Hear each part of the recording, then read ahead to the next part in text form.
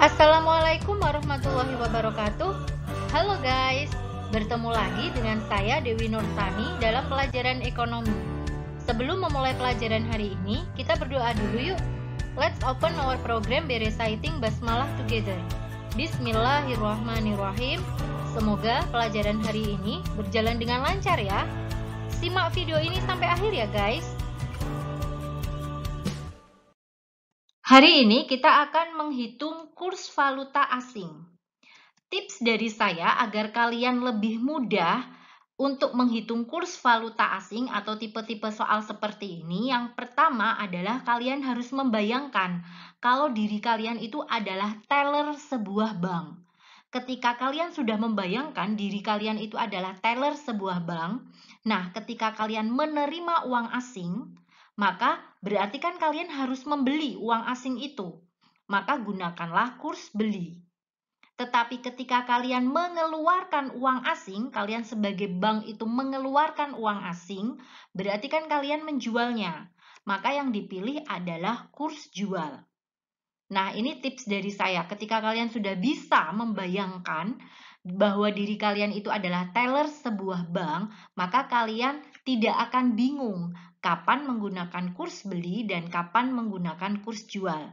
Kalau uang asing itu diterima oleh bank, berarti gunakanlah kurs beli. Tetapi ketika uang asing itu dikeluarkan oleh bank, maka gunakanlah kurs jual. Oke, agar lebih paham, kita langsung ke soal yang pertama. Soal yang pertama. Seorang wisatawan asing berlibur ke Indonesia dengan membawa uang sebesar 8.000 dolar. Dan ia harus menukarkan uang tersebut ke rupiah. Pada saat ini, kurs yang berlaku adalah sebagai berikut. Kurs beli sebesar 9.600 per 1 dolar, kurs tengahnya 9.650 per 1 dolar, kemudian kurs jualnya 9.700 per 1 dolar. Nah, pertanyaannya, berapakah besarnya rupiah yang akan diterima wisatawan asing tersebut? Oke, sekarang coba kalian terapkan tips yang saya berikan tadi, yaitu kalian bayangkan kalau diri kalian itu seorang teller suatu bank. Nah, ketika wisatawan itu datang ke bank, maka dia akan menyerahkan uang asing tersebut ke bank untuk ditukarkan dengan rupiah. Berarti kalian sebagai teller itu kan menerima mata uang asing itu. Jika menerima mata uang asing, berarti kalian membeli mata uang asing itu. Sehingga ketika kalian membeli, maka gunakanlah kurs beli. Jadi yang dipakai adalah data kurs beli sebesar 9.600. Nah ini. Maka besarnya rupiah yang diterima oleh wisatawan itu adalah 9.600. Ini dari kurs beli kali 8.000. 8.000 dapat dari mana ini? Dari jumlah dolar yang dia punya. Maka wisatawan asing itu akan mendapatkan uang sebesar 76.800.000 rupiah. Contoh soal yang kedua. Perhatikan tabel kurs beli dan kurs jual per 1 Maret 2021 sebagai berikut. Ini ada JPY, ini mata uang Jepang, kurs jualnya 12.000, kurs belinya 11.500. SGD ini dolar Singapura, kurs jualnya 10.000, sedangkan kurs belinya 9.500. Kemudian USD ini adalah dolar Amerika, kurs jualnya 14.000 dan kurs belinya 13.500. Pak Raka melakukan kunjungan ke 3 negara, yaitu Jepang, Singapura, dan Amerika. Ia membutuhkan dana sebanyak 500 dolar Amerika, 200 dolar Singapura, dan 400 yen. Nah, pertanyaannya, berapa jumlah rupiah yang dibutuhkan Pak Raka untuk melakukan kunjungan dinas tersebut? Jadi berapa rupiah yang harus dikeluarkan Pak Raka untuk mendapatkan mata uang asing ini? Maka ketika kalian membayangkan kalau diri kalian itu seorang teller bank dan Pak Raka datang ke bank untuk membeli mata uang asing itu, maka pihak bank akan membeli atau menjual? Nah, pihak bank pasti akan menjual kan mata uang asing itu karena Pak Raka akan membeli mata uang asing sehingga yang digunakan adalah kurs jual. Nah, sekarang kita hitung satu persatu. Yang pertama Pak Raka membutuhkan 500 dolar Amerika. Ini 500 dolar Amerika kita kalikan 14.000. 500 kali 14.000 maka ketemu 7 juta. Kemudian yang kedua, Pak Raka membutuhkan 200 dolar Singapura, 200 kali 10.000. 200 kali 10.000 ketemu 2 juta. Dan yang ketiga adalah mata uang Jepang ini 400 yen kali kurs jualnya 12.000. 400 kali 12.000 maka membutuhkan 4.800.000. Nah, setelah itu kita jumlahkan berapa total uang yang dibutuhkan Pak Raka. Setelah kita jumlahkan hasilnya ternyata 13.800.000. Jadi Pak Raka membutuhkan uang sebesar 13.800.000 ini untuk melakukan perjalanan dinas ke 3 negara ini. Hal yang ketiga, datanya masih sama ya seperti tadi, hanya soalnya saja yang saya ganti.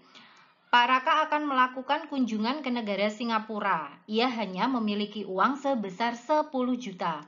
Pertanyaannya adalah, dari uang yang dimiliki tersebut, berapa dolar Singapura yang bisa Pak Raka peroleh? Perhatikan, karena Pak Raka memiliki uang 10 juta dan dia datang ke bank untuk menukarkan uang 10 jutanya dengan mata uang asing yang berupa dolar Singapura, maka pihak bank itu menjual mata uang asing. Maka kamu sebagai teller bank itu kan kamu menjual, maka gunakanlah kurs jual. Karena yang diminta hanya dolar Singapura, maka kita gunakan kurs jualnya dolar Singapura, yaitu sebesar 10.000. Jadi jumlah dolar Singapura yang diperoleh Pak Raka yaitu sebesar 10 juta. 10 juta ini adalah uang Pak Raka.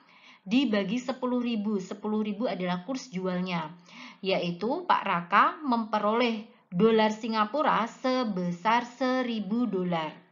Jadi hati-hati tidak serta-merta dikalikan ketika menghitung kurs beli atau kurs jual, tapi harus kamu cek dulu. Karena dalam kasus ini kita sudah mengetahui jumlah nominal rupiahnya. Ketika kita sudah mengetahui jumlah nominal rupiahnya, maka ketika menghitung kurs jual, maka kita bagi dengan kurs jual.